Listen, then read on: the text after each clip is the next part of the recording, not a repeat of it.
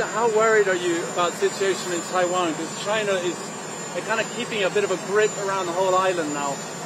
I'm not worried, but I'm concerned that they're moving as much as they are. But I don't think they're going to do anything more. Do you think it was a wise move of the speaker to go to Taiwan? That was her decision. Thank Are you. you still going to do student loans this month? What did you say?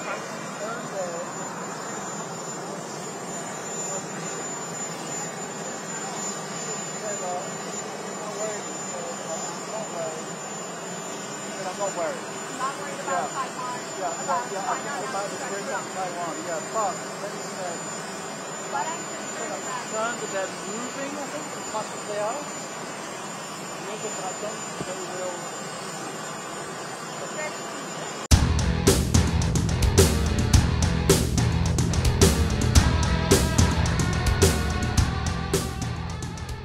Halo pemirsa Albiruni ID, kembali lagi di channel Albiruni ID. Mengapa Nancy Pelosi mengusik status quo iklim geopolitik di Taiwan?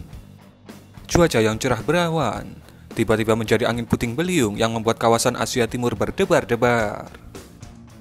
Padahal sangat jelas bahwa kebijakan politik luar negeri Amerika adalah mengakui satu Cina, dipertegas lagi dalam sekian pernyataan Biden.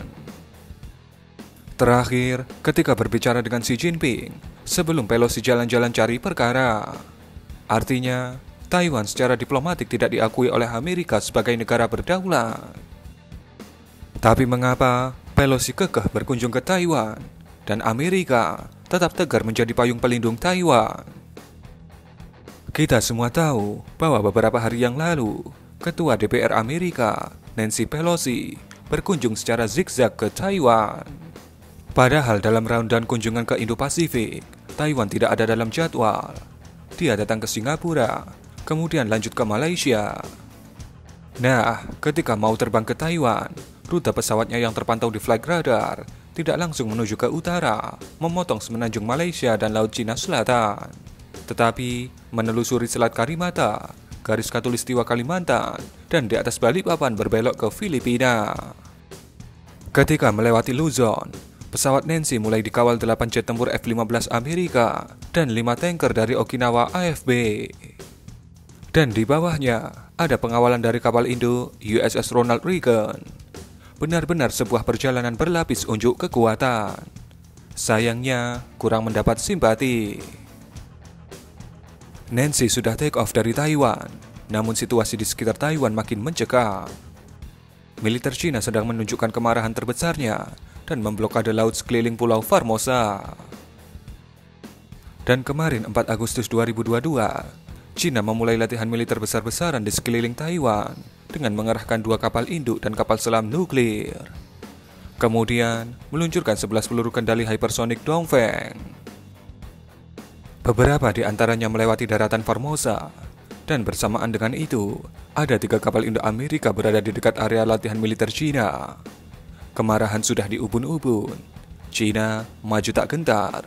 Penerbangan sipil di Taiwan pun terhalang aktivitas militer Cina. Pergantian cuaca ekstrim begini menjadi perhatian sejumlah negara di kawasan. Para Menlu ASEAN yang sedang berkumpul di Phnom Penh, Kamboja, menyerukan agar situasi kawasan tidak diubah-ubah yang bisa menimbulkan konflik. Sementara diplomat Korea Selatan menyuarakan ketidaksukaan kunjungan Pelosi ke Taiwan dan berpotensi menjadi beban baru situasi kawasan Indo-Pasifik.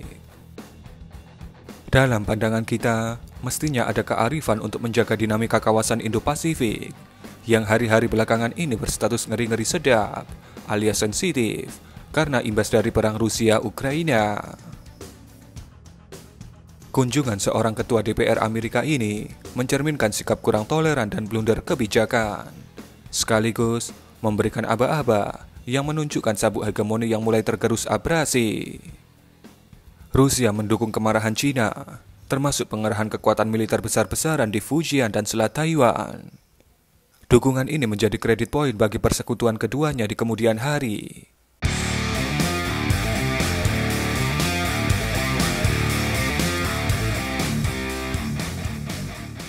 Pengerahan kekuatan militer Cina menjadi simulasi penting bagi negeri itu.